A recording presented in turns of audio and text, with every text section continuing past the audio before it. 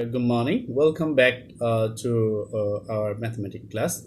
Today we'll discuss the creative question 3, 4, and 5. Earlier we have discussed 1 and 2, chapter 7, multiples and factors.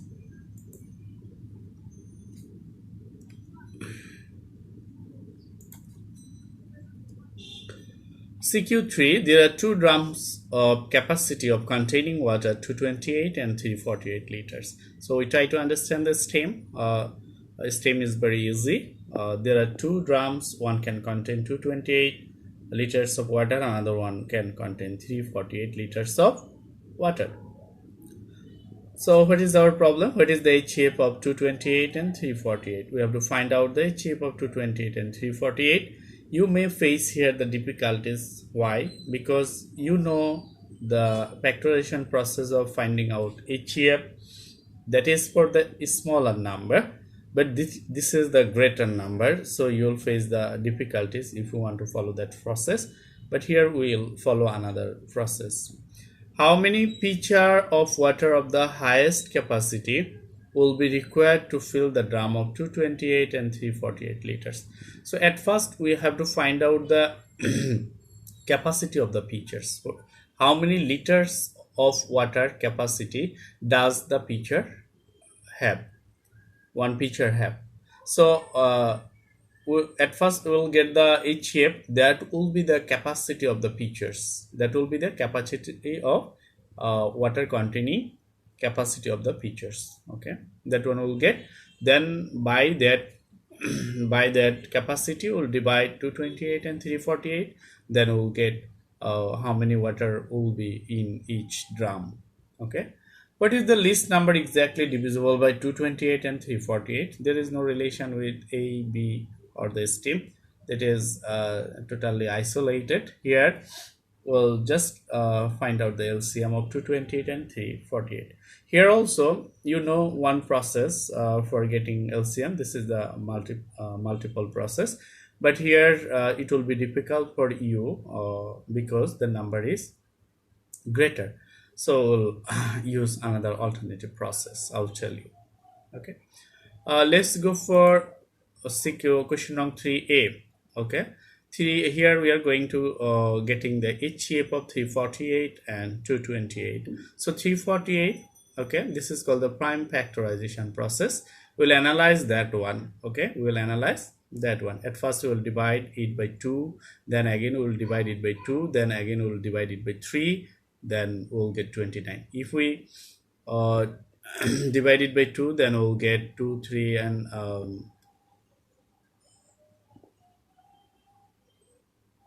at first you will divide it by 2, then what are the rest? That one will be divided by the 2, then what are the rest? That one will be divided by the 2, 3, then that one will be the rest. You cannot divide that one as it is the prime number.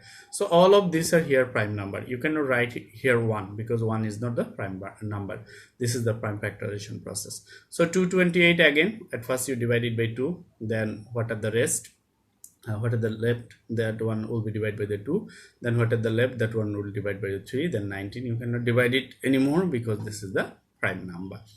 So the H shape of 348 and 28, in case of the H shape we'll take only the common one. For example, here is 2 2, we'll take 1. Here is 2 2, here we will take 1. Here is 2 3s, we'll take 1. So if we multiply that one, it is the 12. So the H shape is 12. This is called the prime factorization process. There are many processes of getting H shape. One is factorization process, another one is prime factorization process, another one is divisional process, and another one is Euclidean process. So many processes are there to get that one. But in case of greater number, you can use that one, or you can use Euclidean process, or you can use divisional process. Question number 3b, solution. From A we have the H shape of 348 and we already got the H shape of 12. So the capacity of the pitchers is 12 liter. We got that one. Now we'll divide the capacity of the container by the capacity of the pitchers. Then we'll get how many pitchers of water will contain each drum. Pitcher of water of the highest capacity will be required to fill the drum of 348 liters. So we will divide 348 by 12, then 29 liters. Here also we divide 228 by 12, then we get 19 liters. So capacity is 29 pitchers and 90 pitchers. This container will contain 29 pitchers of water, and that container will contain 19 pitchers of water. Look here, question number 3C solution. There we have to get the LCM.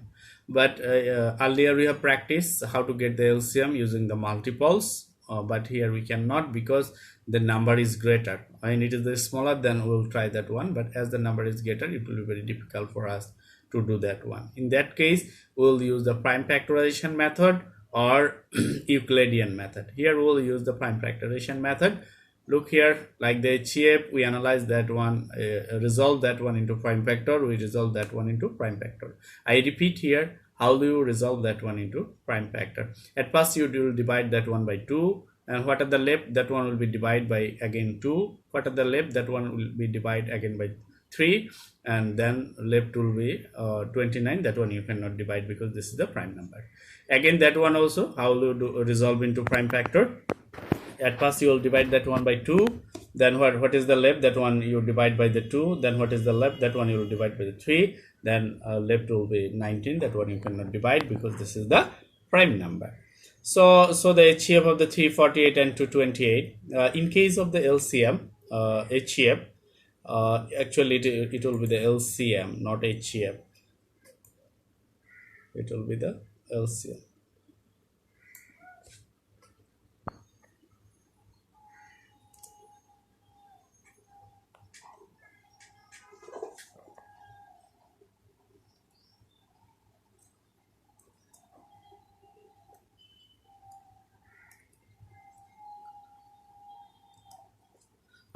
So the LCM 348 and 228, common and rest.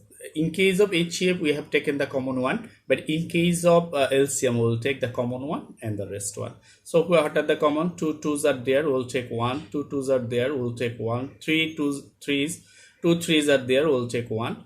And 29 and 19 are the rest, that one will take. And if we multiply, then it will be 6612. So the required list number is 6612. So now we go for the CQ. It is CQ4. CQ4. Your father bought some sapling. You know what is the sapling? Sapling is seedlings, actually the young plants for his garden. If the plants 10, 12 and 15 sapling in every row respectively, then your father bought some sapling from the market or from the nursery. Then he plants 10 in one row, another one row 12, another one 15 sapling. Okay, so this is the step you understood. Your father bought some sapling and he plants in 3 rows. This.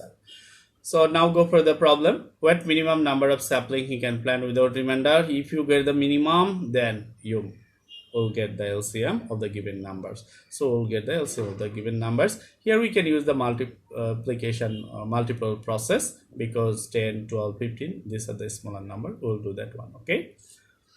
Then if the number of the sapling is 68, how many will be remain? What we'll get will from the first one, we'll get the total number of minimum number of sapling.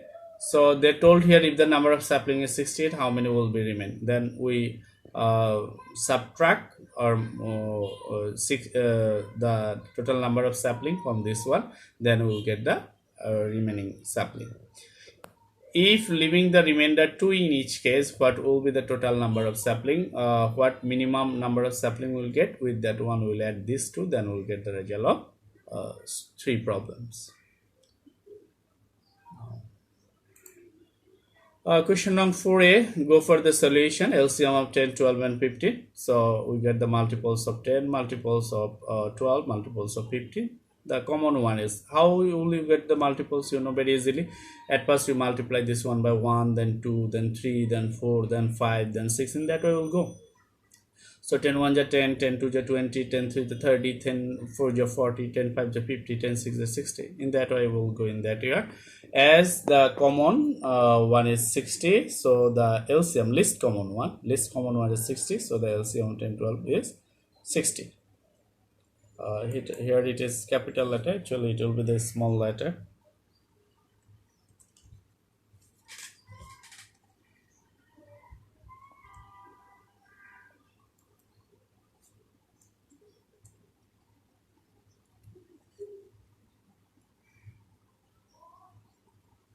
Is 60. So minimum number of sapling he can plant without remainder is 60. As we got the LCM here. Question number 4b. From B we have the minimum number of sapling is 60. If the number of sapling is 68, then the number of sapling will remain as remainder. I told you who is minimum number of sapling we get, that one will subtract from 68, then we'll get. Answer is 8 sapling.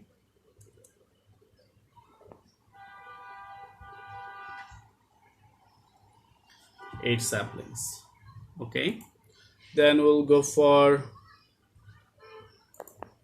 C. Question number 4C. Solution. In case of if 2 is the remainder, total number of sapling will be, I told you, we will add 60 with the minimum, we'll add 2 with the minimum number of saplings here. So it is 62. So the total number of sapling in this case will be 62. Now go for the SW. Two buses of two companies depart from a bus station accordingly after 15 minutes and 20 minutes. It is as like as two bell rings after 6 minutes and 8 minutes. The CQ1 which we have discussed earlier in our class. So what minimum time will the buses depart together again? So minimum, if you get the minimum or least, then it must be LCM. So we'll get the LCM of 15 and 20. In case of two, if the two buses depart from 7 in the morning, after when the buses will depart again, what the time you will get here, what the LCM you will get here, that one you will add with the 7, then you will get the result. If the second bus depart after every 25 minutes, after what minimum time will the buses depart again? Here also you will get the LCM, but here it is 20 minutes. You will replace that 20 minutes with 25 minutes, then you will get the LCM of 15 and 25, then you will get the result. I hope that you will practice it at home by yourself, and through practicing you'll make yourself familiar with the CQs of multiples and factors, and you'll wait for the next class. Until then, Allah Hafiz.